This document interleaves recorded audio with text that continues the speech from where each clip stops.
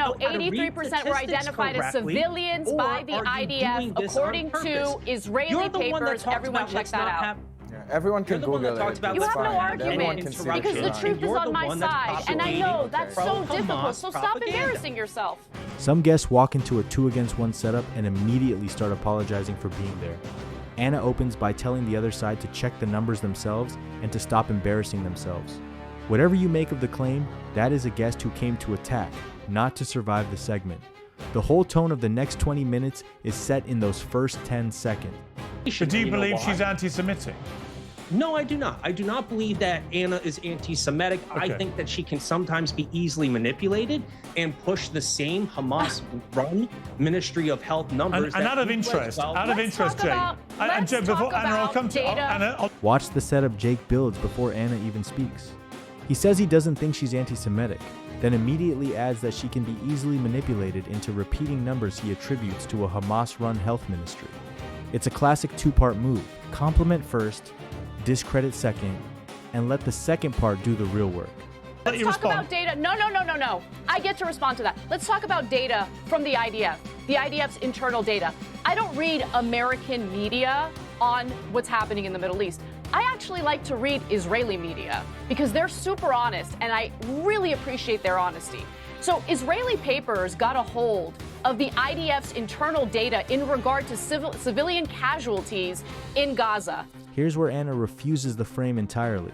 Instead of arguing about whether her sources are reliable, she says she doesn't read American media on the Middle East at all, and goes straight to Israeli reporting on the IDF's own internal data. Turning the other side's own sources into your evidence is one of the hardest things to counter live, because there's no easy outlet to discredit.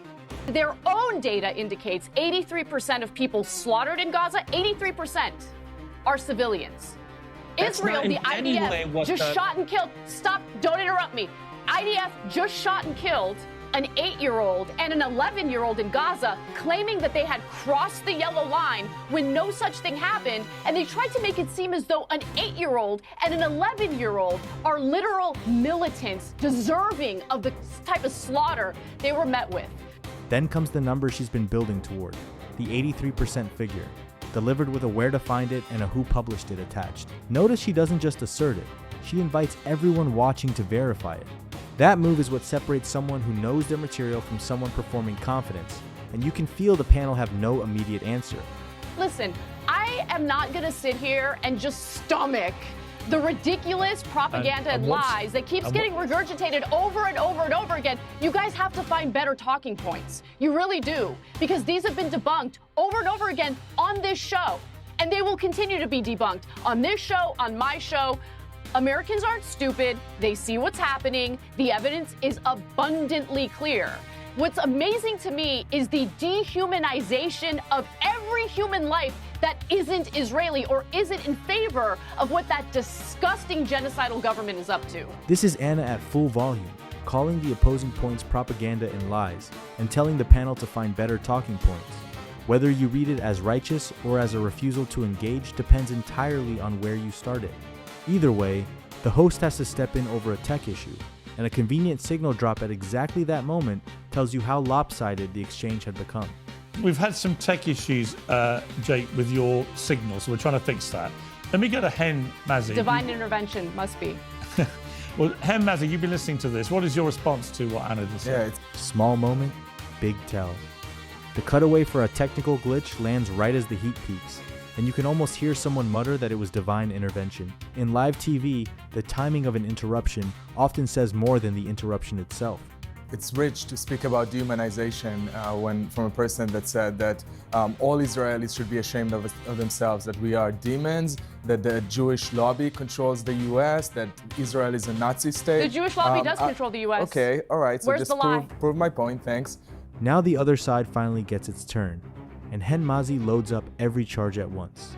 The accusations come fast, and one of them gets answered with a flat agreement that the lobby does control the US, which Hen instantly seizes as proof of his point. Both sides walk away from that 10 seconds convinced they just won it, which is exactly why it's so explosive. The problem is that you are not able to look in the mirror and see who you are and what you're doing to the Jewish community. Oh, I look in the and mirror once the every day, Jewish baby. community is calling you out for the way I you love are what I see. harming us, instead of listening and trying to change your ways, you're doubling down. And as long as you're going to do that, yes, we are going to continue calling you what you are and saying that what you're doing is really Listen, harming our scum can call me community. So whatever it's they want. I what's don't disgusting here, Anna, is that you are unable to hear to a minority community telling you that your words have contributed to an atmosphere that gets our people killed outside of our synagogues because of your words, because of statements that you said that others like you have They said. weren't included on the anti-Semite list, by the way. Hen switches from numbers to something harder to argue with on camera, the emotional appeal. The case is simple. When a minority community tells you your words cause harm, the right response is to listen rather than double down. It's a completely different weapon than the statistics fight, and it visibly changes the texture of the room for a moment. The guy who killed 2 Israeli embassy workers this year, okay, the actual anti-Semite who murdered people, didn't make it on the list. Right. Fascinating. And- right. That So individual Hen, was do you very think that anti-Semite. Anna? Hen, do you think that Anna is anti-Semitic? I think that her words are deeply anti-Semitic. I think she has contributed to an atmosphere that gets our people killed, and I think it's totally legitimate to call this out. And if a minority community is telling you this, you should listen to us. And yes, maybe this person that But hang on. So let me just stop you there because I've been branded anti-Semitic, okay, by a lot of people on social media. Then Anna counters not with feeling, but with a specific, prepared example about who did and did not end up on a certain list, including a point about a man who killed embassy workers. Whether or not it fully lands as a rebuttal, it's the kind of concrete counterpunch that keeps an outnumbered guest from being cornered by an emotional argument. I deeply resent it because, as everybody remembers who watches this show, for many, many, many long months after the October the 7th attacks, I vigorously and loudly defended Israel's right to defend itself. This year, from the start of this year onwards, I began to be more and more critical of the Israeli government, not of the Israeli people, not of Israel. I wasn't denying its existence. I wasn't attacking Jewish people or Israeli people, specifically the government, Benjamin Netanyahu, and also specifically the right-wing headbangers in that government like Smotrich and Ben-Gvir. And for my troubles, despite painstakingly making it clear who was the object of my criticism, Here the host does something you rarely see a moderator do. He stops refereeing and tells his own story, explaining that he loudly defended Israel after October 7th, then grew critical of the government specifically, and got branded for it anyway. It's a long personal answer, and it quietly tilts the framing of the whole debate toward how the accusation gets used. I was regularly branded anti-Semitic. So I do believe it's something that's been thrown around way too much. It's done in a deliberate, concerted effort to shut people up from criticizing anything that Israel's doing. So yes, there is genuine anti-Semitism, no question. I think it's been rising in the last 2-3 years, which is appalling. But throwing it around to silence people, and I'm not accusing you, Hen, I'm just saying this is what I've been on the receiving end, is it's just been used as a stick to censor people and to shut them up. And I think that's abhorrent. He finishes the thought by calling the label a stick used to censor people and calling that abhorrent, while carefully adding that he isn't accusing his guest of doing it. Watch the tightrope. He's making a sweeping point about weaponization while trying not to hand either side a clip of him taking the other's position outright. And I agree with that. I'm not saying that, yes, some people use anti-Semitism too widely and in a wide brush that they shouldn't have to do it. And I think it's true for every minority community. As a gay person, I see how people use the term homophobic quite casually to say anyone that has any criticism of LGBTQ people is homophobic. I understand that it's not like that. And it's the same with anti-Semitism. But that doesn't take away from the severity of people making statements that end up, as Anna mentioned, the same statements that we hear from them are the ones that are being used to shoot Jews outside of our Holocaust Museum in DC. Hen actually concedes ground here, agreeing the term gets overused and even drawing a parallel to how homophobic gets thrown around too loosely. But watch how he uses the concession as a runway, pivoting straight back to the claim that certain statements feed an atmosphere with real-world consequences. A concession that sets up your next attack is a debate skill in itself. What about Miss Rachel? Do you think she's anti-Semitic? I don't think she's anti-Semitic, but I think she's really misguided. And I think the fact that when she hosted Moatez Aziza that celebrated Hamas on her platform, and then when Jews called her out, she said calling trying to defend starving children is not anti-Semitism, it played directly into a medieval blood libel that says that Jews are trying to kill children, and we use anti-Semitism to stop her from trying to stop us. We're not silencing her, we're calling her out, we're calling her in rather, and if she just listened to us and have this conversation, if Anna just listened to us and have a conversation instead of screaming every time she hears a Jewish person criticize her, I'm sure that next year she wouldn't be on the lead. The conversation turns to Miss Rachel, and the careful line gets drawn between misguided and anti-Semitic. Hen's framing leans on the idea of an old blood libel, while insisting the goal is to call her in rather than silence her. This is the entire fight in miniature. Two sides battling over which word gets to define the same set of facts. Well, let me read Miss Rachel's response on Instagram to this nomination. She said, "I'm so thankful to Jewish organizations, rabbis, friends, colleagues, and family for standing by me. I'm against anti-Semitism and all forms of hate and racism. I'm incredibly proud of my work to help Palestinian children. With 20,000 Palestinian children killed, most child amputees in modern history, homes, schools, hospitals bombed, 17,000 orphans, everyone should be speaking out." She also went on CNN's Amanpour show and told Christian Amanpour some more of her thoughts about this. This was 2 months ago. Let's take a look. Smart structural move by the host. Rather than letting the panel describe her, he reads Miss Rachel's own written statement on air. Letting the absent person speak in her own words forces both guests to react to her actual framing instead of their version of it, and it briefly resets the temperature before it climbs again. What was it that made you step out and support these children in Gaza?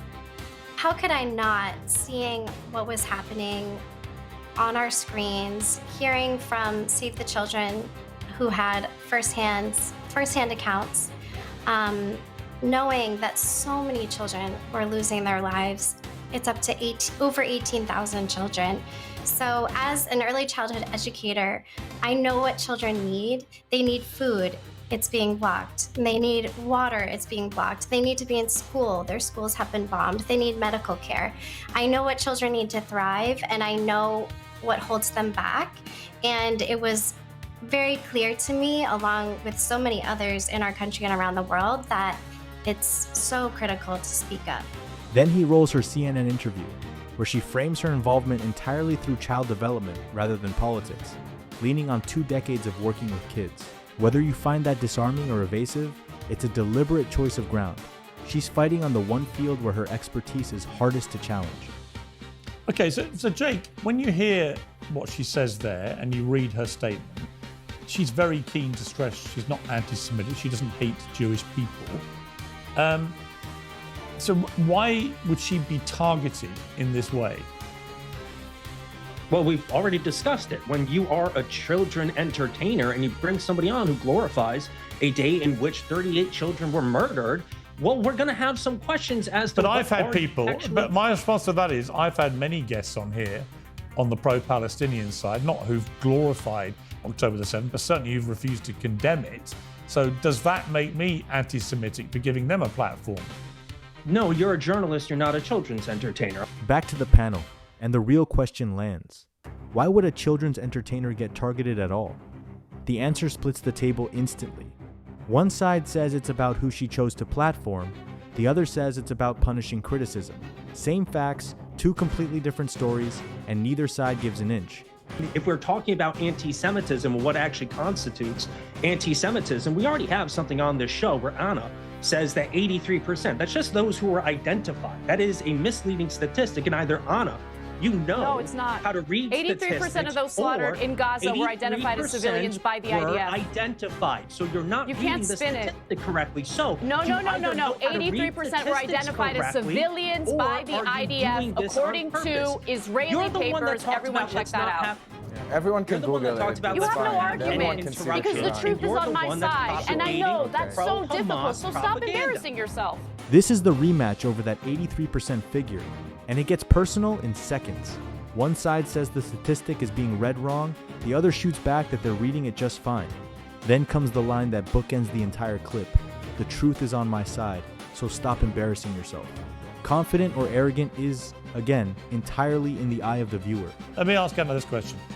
Was it unwise of Miss Rachel to be so outspoken about this. Not because she's not entitled to, or it's not an incredibly important issue, but the fact she is a children's entertainer with a huge, huge audience. Was it unwise of her to get overtly political like this? The days of Zionists bullying Americans into silence is over. When a guest reaches for a polished one-liner about the days of bullying Americans into silence being over, you can tell they are playing to the clip and not the room. It's engineered to be screenshotted and shared. Whether it reads as a mic drop or an overreach is something the comment section will fight about for a week. The biggest bully on the Miss internet Rachel, is talking about bullying. Give me a break. Miss Rachel is an American, God bless her. And as an American, she is afforded the freedom to speak out against injustice as she sees it. So do I think it's wise? No, but no Obviously, I think it's wise. No it's one's what I do for a living. No one's doubting her right. I think it's wise. No one's doubting her right to say it. Yes. But it's whether it's... Answered your question, I think it's wise. Because they're going to call everyone an anti-Semite. What would you say as long as you're not bowing down to the government of Israel, they're going to call you an anti-Semite. Right. They don't even care about the value of Jewish lives here in the United States. Okay, but Anna, if those Jewish individuals are critical of Israel, Anna, it's all about Israel. This is about an ideology, not about an identity, a heritage, a religion, or an ethnicity. Okay, but if Make sure you realize that. Okay, but if it was weaponizing anti-Semitism for Israel's purposes is so disgusting. But if it... Watch the accusation get turned straight back around, with Anna calling the host the biggest bully on the internet and arguing the anti-Semitism charge is being weaponized for a government rather than a people. Once both sides are accusing each other of the identical thing, the debate stops being about the topic and becomes a race to frame the other person first. But if it was a children's entertainer who was pro-Israeli, oh, Anna would have... What would you say? And be honest about this. If she is showing the humanity of Israeli children, why would I have a problem with that? Oh, come on. Really? And Piers, you've had me on this show multiple times. Yeah, I 100%. But if you deem she only cared about Israeli kids multiple times, right? But if you deem do you know she what cared, year it is? Piers, do you know what year it is? Okay, it's not October 7th, 2023. Since then, over 2.5 years later, tens of thousands of children have been slaughtered on the Palestinian side. Yeah, but that's not my question. So when they bring up the what about everyone condemns what happened to Israeli civilians on October 7th. That's not my question. I have done that on this show. Anna, you're answering a different... I have done that on this show. Yeah, I'm not questioning. The two individuals on this panel right now do not care about Palestinian lives. Well, I don't believe that's true. Here, the host springs his trap, asking whether she'd defend a children's entertainer pushing the opposite side. It's built to expose a contradiction, and Anna's answer is to reject the hypothetical and ask if he knows what year it is. Then she escalates, claiming the panel doesn't care about Palestinian lives, which the host flatly denies. This is the moment everyone is talking over everyone. Let me read you a quote then. Let me read you a quote. This is from Tali Gottlieb. Tali Gottlieb says, "We have no hostages left. We no longer have to be precise," as if the IDF was ever precise in Gaza. "We can attack without mercy. Merciless. What do the two individuals on this panel have to say about that? Well, I want you to... genocidal rhetoric. Okay, but I just want you to answer my question first, which is actually specifically about whether a children's entertainer with a massive reach, if they were promoting the pro-Israeli position on this war and not really mentioning the Palestinian side. No, I would not think that's a good idea. The host changes weapons and reads a hardline quote from an Israeli politician, daring the two guests to react to it.